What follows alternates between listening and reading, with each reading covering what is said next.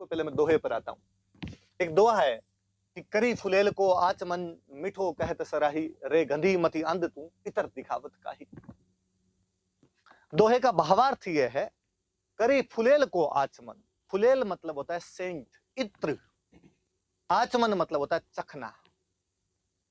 गंधी, सेंट बेचने वाले, इत्र बेचने वाले, गंध बेचने वाले को गंधी कहते थे। इसी से धीरे धीरे आपका गांधी बना है सरनेम। ये एग्जैक्टली गंधी सरनेम हुआ करता था, और गंधी का मतलब है गंध बेचने वाला, सेंट बेचने वाला, इत्र बेचने वाला। एक सेंट बेचने वाला है, इत्र बेचने वाला है, वो किसी एक ऐसे गांव में इत्र बेचने के लिए जाता है जहां पर उस इत्र के बारे में कोई जानता नहीं है। लोगों को पता ही नहीं कि सेंट नाम की खुशबूदार कोई चीज भी होती है जो लगाई जाती है। अब लोगों को बेचे कैसे? उसने आवाज लगाई कि इत्र ले लो, फुलेल ले लो, इत्र ले लो। फुलेल का मतलब इत्र ही होता है, फूलों से बना हुआ रस तो फुलेल, इत्र ले लो। और कोई ग्रामीण आया और उसने कहा दिखाओ भाई साहब कैसा है। और उस गंधी ने, उस इत्र बेचने वाले ने अपनी शीशी से 2 बूंद लेके उसकी हाथ पर डाली, हथेली पे डाली कि देखो कैसा है। होना क्या चाहिए कि उसको सूंघे और सूंघ के उसकी खुशबू देखे कि कैसा है कैसा नहीं है। पर वह व्यक्ति जिसको पता ही नहीं कि इत्र का उपयोग क्या होता है, उसको चखता है, जीभ लगाता है उसके, और जीभ लगा कहता है जोरदार मीठा है। तो कवि कहते हैं कि करी फुलेल को आचमन, आचमन मतलब चखना, कि इत्र को चखने के बाद मीठो कहत सराही, मीठा कहकर उसकी सराहना की। अरे गंधी मति अंध तू, वो कहते हैं कि हे गंधी, हे गंध बेचने वाले, मति अंध हो गया है, मति अंधी हुई है तेरी, भ्रष्ट हुई है तेरी मति, इत्र दिखावत का ही।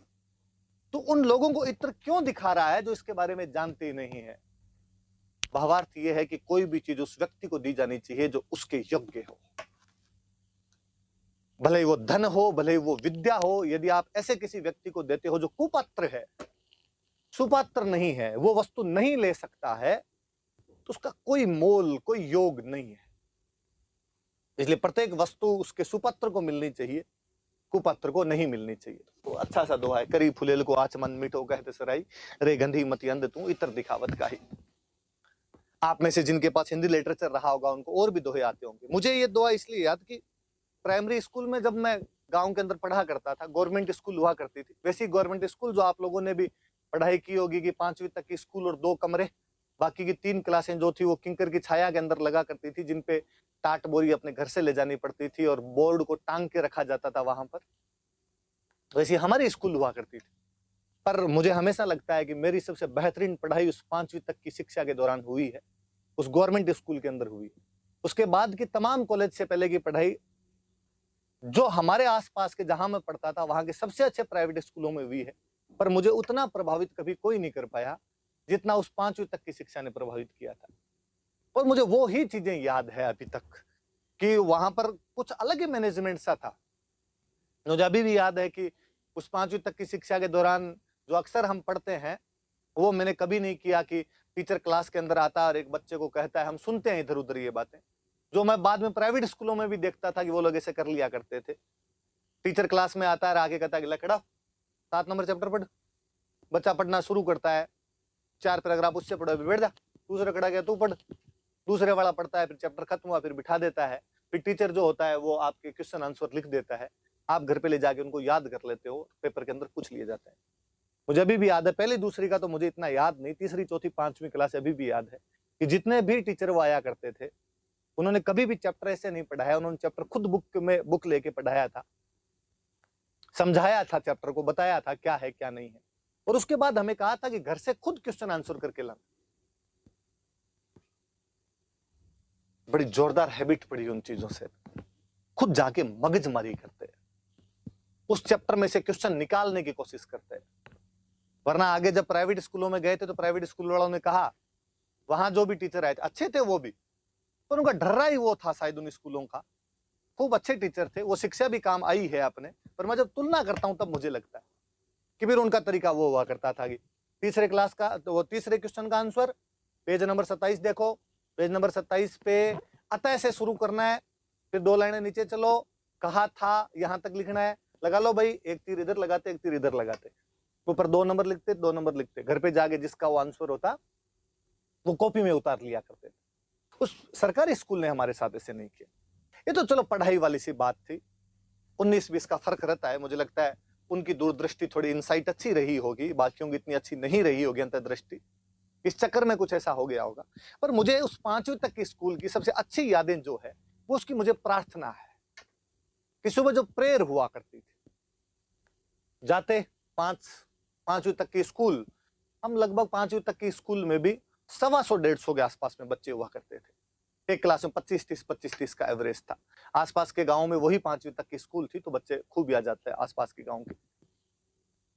5 लाइनें लग गई, पहली, दूसरी, तीसरी, चौथी, 5वीं, बाकायदा कद वाइज ड्रेस एकदम वैसे क्लासें लगती, ऑन टाइम एकदम, सब टीचर्स के साथ में। पहले प्रार्थना बोलते, तुम ही हो माता पिता, तुम ही हो, हे शारदे माँ टाइप की जो भी उस समय प्रार्थनाएं हमें आती थी वो बोला करते थे। प्रार्थना के बाद में वो प्रतिज्ञा बोलते, सभी भारतीय मेरे भाई बहन है, ये आप सब ने भी किया होगा। पर आगे वाले प्रयोग जो थे वो मैंने मेरे बाकी साथियों के स्कूल में नहीं सुने, हो सकता है आपके स्कूल के अंदर रहे हो। प्रार्थना और प्रतिज्ञा के बाद में डेली 1 मिनट का मौन करवाया जाता। मेरे भी कभी नहीं समझ में आया कि वो क्यों करवाते थे, पर डेली 1 मिनट का मौन, आंखें बंद करके और खड़ा रहना पड़ता था, बोलना कुछ भी नहीं। हालांकि प्रार्थना भी में आंखें बंद करके खड़े होते थे, पर उसमें बोलते थे प्रार्थना। यहाँ पर केवल था कि केवल प्रार्थना ही करनी हो, वो सॉरी मौन रखना और कुछ नहीं। शायद उनका होता होगा कि बच्चा सीखे, ये मौन वृत्ति भी सीखे अपने आप के अंदर, कि चुप रहना, नहीं बोलना भी अपने आप में एक अच्छा काम होता है। 1 मिनट के मौन के बाद में हमें कहा जाता कि आंखें खोल लो, आंखें खोल ली। फिर कोई एक लाइन, तीसरी, चौथी या 5वीं में से कोई एक लाइन दोहे बोलेगी, भले या तीसरी वाले बोले, भले चौथी वाले बोले और भले 5वीं वाले बोले। मुझे याद है कि हमारे में होड़ हुआ करती थी, और हमें से जो भी आगे आगे खड़े रहते, जो तीसरी वाला आगे खड़ा है, चौथी वाला आगे खड़ा है और 5वीं वाला आगे खड़ा है, हमें से जो कोई स्टूडेंट होता वो आगे खड़ा रहता, उसको बाकी क्लास वाले कहते हैं कि जैसे ही सर कहेंगे दोहे तेरे को शुरू कर देना है, ये नहीं क्या चौथी 5वीं वाले बोल जाए, या 5वीं वाला कहेगा तीसरी चौथी वाला बोल जाए। और वो एकदम यूं तैयार रहते खो खो वाली तरह से कि भाई जैसे ही कहे दोहे और मैं शुरू कर दूं बोलना। फिर वो एक पूरी लाइन दोहे बोलती। पहले एक बच्चे ने दोहा बोला, फिर दूसरे ने, फिर तीसरे ने, 20 लोग खड़े उसमें 20 दोहे बोलेंगे, 20 अलग अलग दोहे बोले जाएंगे। इसलिए ज्यादा तो नहीं, पर मुझे कबीर, तुलसी, रहीम और बिहारी जी के सबके को 10-10, 15-15 दोहे उस टाइम में हमें याद ही थे कि भाई अलग अलग दोहा बोलना है, तो 20 दोहे तो कम से कम आने ही चाहिए, वरना क्या पता अगले ने बोल दिया आपकी बारी नहीं है। तो फिर ये चिड़ी चोंच भर ले गई, बड़ा भया तो क्या भयान, रहीमन धागा प्रेम कान, ऐसे जो दोहे थे उस समय सीख लिए थे। तब मुझे याद है ये दोहा खूब बोलते थे हम कि करी फुलेल को आचमन मीठो कहत सराई, रे गंधी मती अंध तून इतर दिखावत काई। एक पूरी लाइन जब दोहे बोल लेती तब टीचर वापस कहते कि बैठ जाओ, तब उस प्रार्थना स्थल पे बैठ जाया करते थे। फिर आगे एक बोर्ड लगा रहता, जहां सब बच्चे बैठे हैं उसके आगे एक बोर्ड लगाते, टेबल वेबल से जोड़ के उसको पीछे कुर्सी लगा के उस पर अटकाते यूं बोर्ड को। उस बोर्ड पे कोई एक दोहा लिखा हुआ रहता, डेली नया दोहा। ये 5वीं क्लास वालों की जिम्मेदारी थी कि तुम एक दोहा डेली यहाँ पे लिखोगे। दोहों की किताब विताब लाइब्रेरी थी हमारी, उसमें मिल जाया करती थी, और वहां से वो दोहे कोई ना कोई बच्चे लिख दिया करते। फिर जितने बच्चे बैठे हैं उनमें से कोई खड़ा हो और उस दोहे का अर्थ करो।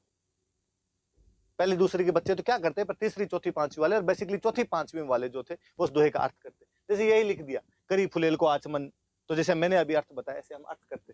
बाकायदा अलग अलग बता के अर्थ करना पड़ता है। फुलेल का मतलब इत्र, आचमन का मतलब जो होता है चखना, सराही का मतलब प्रशंसा करना, गंधी मतलब इत्र बेचने वाला, मतिमंद मतलब कम बुद्धि होना, इत्र मतलब अतर हो गया या इत्र हो गया, करते। फिर इसकी एक एक लाइन का अर्थ करते कि कवि क्या कहना चाहता है। और कम से कम डेली 15-20 बच्चे ऐसा हम किया करते थे कि उसका अर्थ बोलते। तो जो इसमें एक्टिवली पार्टिसिपेट करते उनके तो दोहे अच्छे होते, उनके अर्थ भी अच्छे होते, उनकी हिंदी भी अच्छी होती। जो पैसिव रहते थे और जो अर्थ नहीं भी करते वो कम से कम 15 बार उस दोहे का अर्थ सुनते तो सही। फिर हमारे जो भी टीचर आगे खड़े रहते उनमें से कोई एक टीचर उस दोहे का एग्जैक्ट सटीक अर्थ था वो बताता। भाई बच्चे थोड़ा बहुत गलती कर देते बताने के अंदर इतनी, या इसका भावार्थ क्या होगा हमें पता नहीं होता था कि इसका अर्थ, हम तो अर्थ करते इसका एग्जैक्टली भावार्थ क्या है, कवि ने ऐसा क्यों बनाया है दोहा, उसके बारे में और बताते। 5 साल तक का ये ट्रीटमेंट है। मुझे अभी भी वो सरकारी स्कूल बहुत अच्छी लगती है। जब भी मुझे कोई कहता है कि सरकारी स्कूलों में पढ़े वहां पर पढ़ाई नहीं हुई, तब मुझे लगता है कि नहीं यार, हमारे वाली सरकारी स्कूल में बहुत अच्छी पढ़ाई हुई थी। मुझे आज भी याद है कि 1997 में कल्पना चावला जब पहली बार अंतरिक्ष में गई थी, हमारे साइंस पढ़ाया करते थे, विमला बिश्नोई मैम हुआ करते थे, उन्होंने उसी दिन क्लास के अंदर लिखवाया था कि आज कल्पना चावला अंतरिक्ष के अंदर गई है।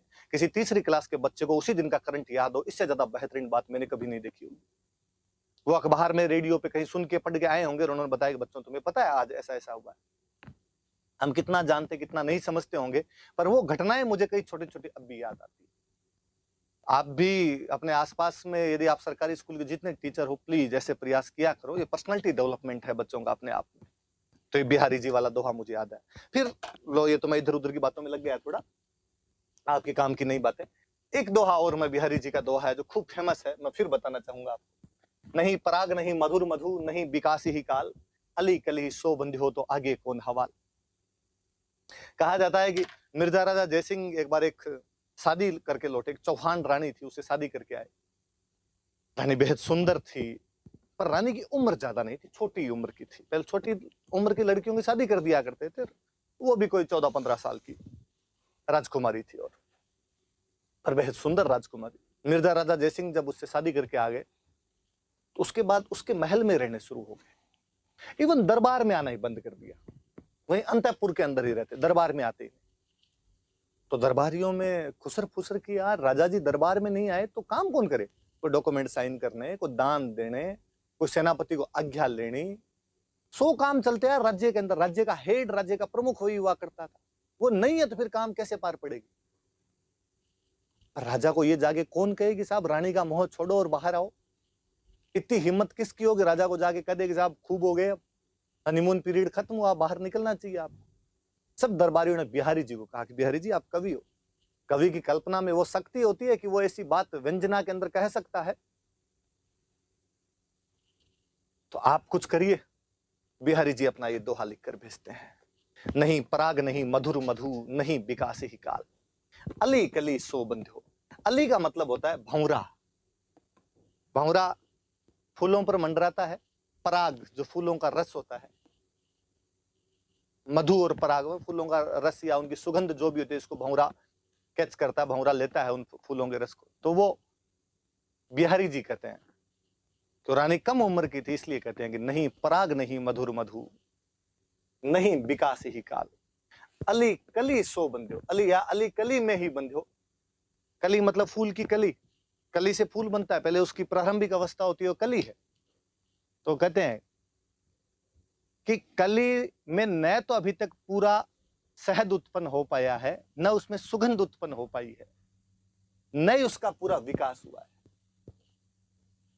फिर भी अली अर्थात भंवरा अर्थात मिर्जा राजा जयसिंह उस पर इतना मंडरा रहा है, तो आगे कौन हवाल?